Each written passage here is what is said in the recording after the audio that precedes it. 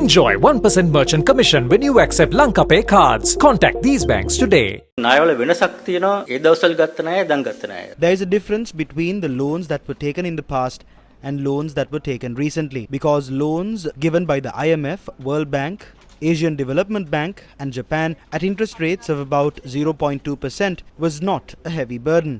But as of late, with our income rising, instead of concessionary loans, more non-concessionary loans, including commercial borrowings, were increased up to 50%. But once the creditors stopped giving loans, at some point we became bankrupt. The government, the treasury, becomes bankrupt along with the country at the point they stop giving loans. It doesn't matter if the government is spending as long as the country earns enough foreign revenue to settle the loans. But as a nation, together with both the private and public sectors, has not earned foreign revenue. We go to the IMF asking for a loan for the coming 2 years, promising that we will rectify our mistakes. But we can't go back to our old ways of having expenses greater than the income, government lending out concessions, and government corporations making losses as soon as this period is over. We will have to go to the IMF again. This has happened 16 times. But fortunately, we never had to approach the IMF when we were facing a debt crisis. We always went to the IMF before the crisis hit. But after getting assistance from the IMF, we went back to making the same old mistakes. The best example is when we approached the IMF in 2016 and 17, where we increased taxes and revenue. But in 2019, when your government came into power, you reversed the decisions and lost revenue and access to the market. We can get some funds from the IMF and recover next year.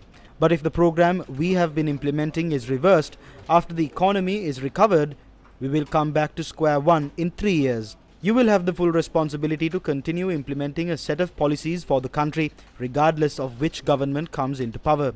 But what has happened is when you go to the people during elections, you make promises such as reducing taxes, giving out concessions, and providing fuel at low prices. The people also prefer that and elect you. After getting elected, to deliver those promises is your responsibility. Being unaware of the consequences, the people do not know that by doing these things, the situation will only get worse. You will get their mandate if you promise to give kerosene oil for a lower price. You must tell them that such things cannot be delivered, and if it is delivered, they themselves will suffer from the end result. With foreign loans not being given in 2020 and 2021, along with a budget deficit like this, there is no other option to finance these debt obligations besides defaulting. The central bank has to print money and issue it. That is how we survived during 2020 and 2021. As a result of this money printing, inflation has risen to 60 to 70%.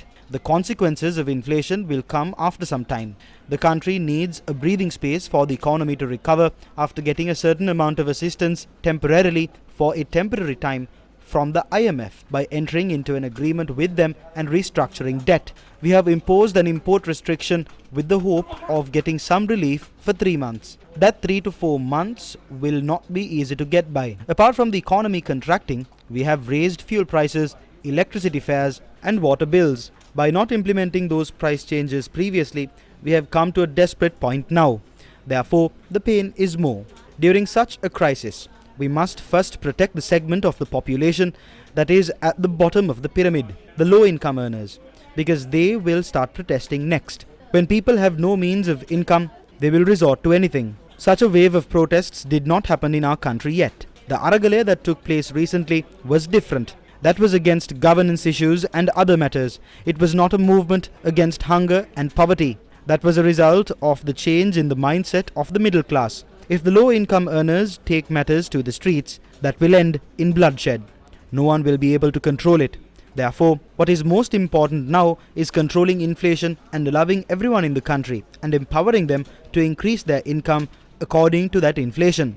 That is the biggest challenge moving forward. ඒක නිසා තමයි වැදගත්ම දේ උද්දමනය පාලනය කිරීම. සහ ඒ උද්දමනය සලන විදිහට ආදායමක් ලබා ගැනීමට අවස්ථාවක් ලබා දීම හැමෝටම රටේ. ඒක තමයි ඉදිරියේ තියෙන අභියෝගය.